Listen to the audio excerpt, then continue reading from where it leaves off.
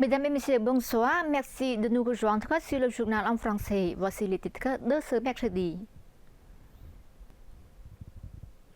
Sa Majesté le roi Norodom Sihamoni, roi du royaume du Cambodge, à le matin du 27 janvier 2026, un compte d'inaudience royale à son Excellence Flavio Bonetti, représentant de l'UNESCO au Cambodge. En cette occasion propice, son Excellence Flavio Bonetti a offert à Sa Majesté un panier de magnifiques fleurs, un symbole de grand respect, de prospérité, de bonne fortune, de bonheur et de longue vie, ainsi qu'un macaroni célèbre gâteau français. Sa Majesté le roi a offert un précieux souvenir à son Excellence Flavio Bonetti en recevant un plateau en argent orné de sculptures traditionnelles khmères qui témoignent de la gloire de la culture, de l'art, des traditions et des coutumes du peuple khmer, un livre sur les rois khmer et un livre sur l'histoire du palais royal de Phnom Penh. Au cours de la rencontre, le nouveau représentant de l'UNESCO au Cambodge a informé Sa Majesté le roi que cette année marque le début de son mandat et l'accomplissement de sa mission en tant que représentant de l'UNESCO auprès du royaume du Cambodge.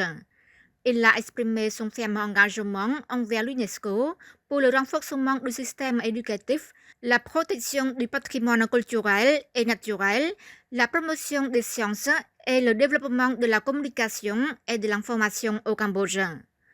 Son Excellence Flavio Bonetti a déclaré que grâce au soutien généreux de Sa Majesté le roi, et plus particulièrement en sa qualité de président d'honneur du ICC encore, son beau précoup, l'UNESCO a honoré de sa coopération fructueuse avec le royaume du Cambodge. Il tient à féliciter le Sénat, l'Assemblée nationale, le gouvernement royal et le peuple cambodgien pour les succès et les réalisations remarquables accomplies sous la direction éclairée de Sa Majesté le roi, permettant ainsi au Cambodge de préserver la paix, le bonheur, une forte unité nationale et un développement continu dans tous les secteurs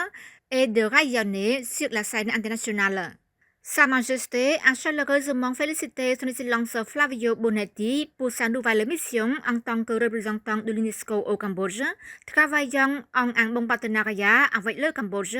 ce qui renforcera et élargira la coopération, contribuant grandement au développement constant du pays.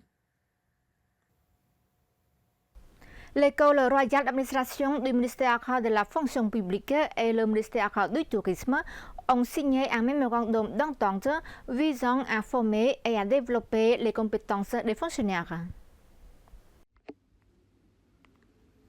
La cérémonie de signature d'un mémorandum d'entente a été faite à l'École royale d'administration sous les présidences de son Excellence Hun Mani, vice-premier ministre et ministre de la fonction publique, et de son Excellence Hua Tha, ministre du tourisme. Selon son Excellence Yu Bonna, secrétaire d'État permanent du ministère de la fonction publique et directeur de l'École royale d'administration,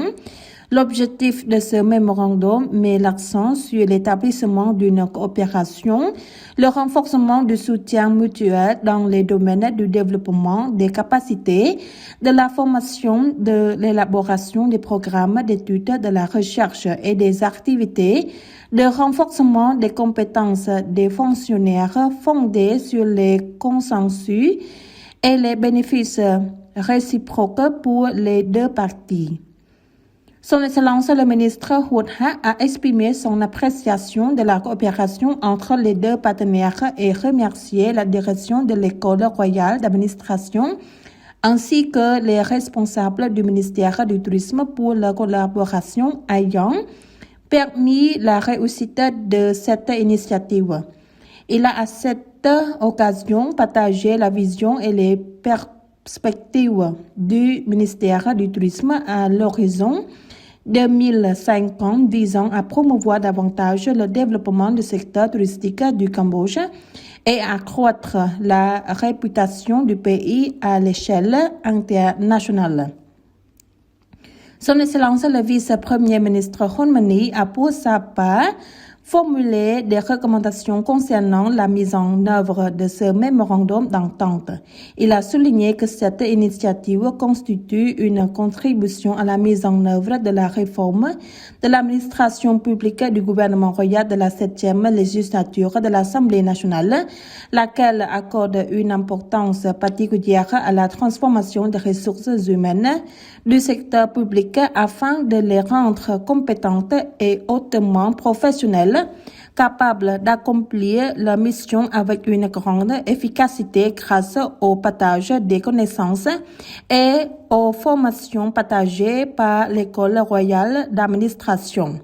Son Excellence espère vivement que la signature de ce mémorandum d'entente renforcera étroitement la coopération entre les deux institutions en apportant des avantages mutuels fondés sur les principes d'équité et de justice. Le ministère de l'Information va mettre en place le festival de musique et de chansons pour enfants qui recevra le prix du ministère de l'Information 2026.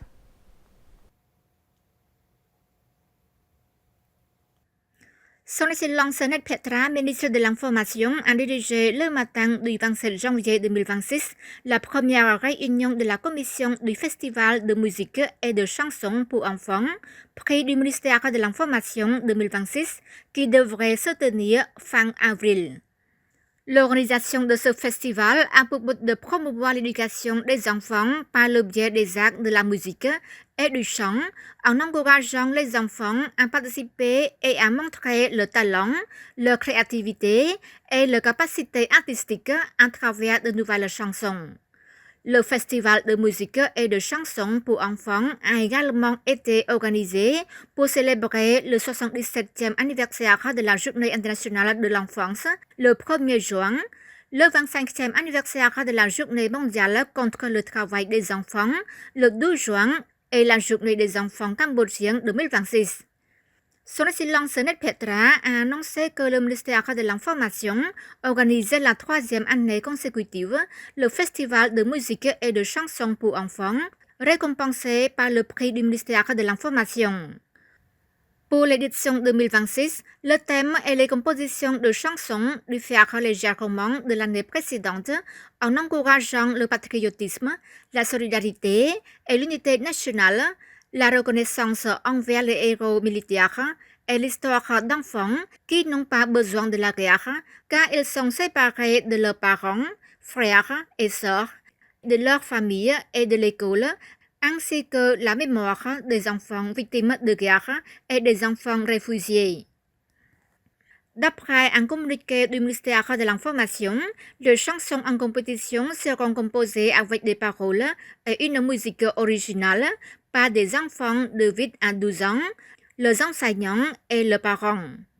Le ministère de l'Information invite donc les parents, les tuteurs, les enseignants et les établissements scolaires publics et privés à encourager les enfants à participer en grand nombre à ce festival. C'est la fin de notre journal. Merci pour votre fidélité au journal en français. Demain, vous retrouverez Jamran Susday pour une nouvelle édition. Au revoir.